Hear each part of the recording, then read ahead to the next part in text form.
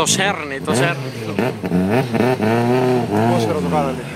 Ατμόσφαιρα το κάνανε. Τούρμπο είναι. Ή μπορεί να το γυρίσανε σε ατμόσφαιρα, δεν ξέρω. Στο προηγούμενο ήταν τούρμπο. Μπορεί να το γυρίσανε.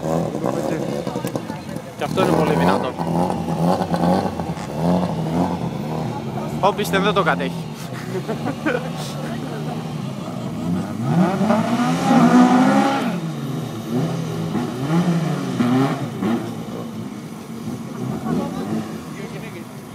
Στο αριστερό διάδρομο λοιπόν, ένα Renault 5 από το λιποερόμενο Tuning Service.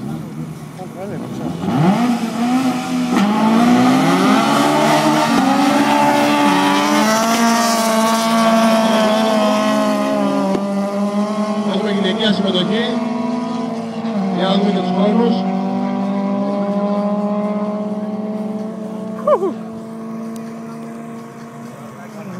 Στο δεξί διάδρομο λοιπόν 13.788 με 158 έξοδο και στο αριστερό διάδρομο 16.035 με 149.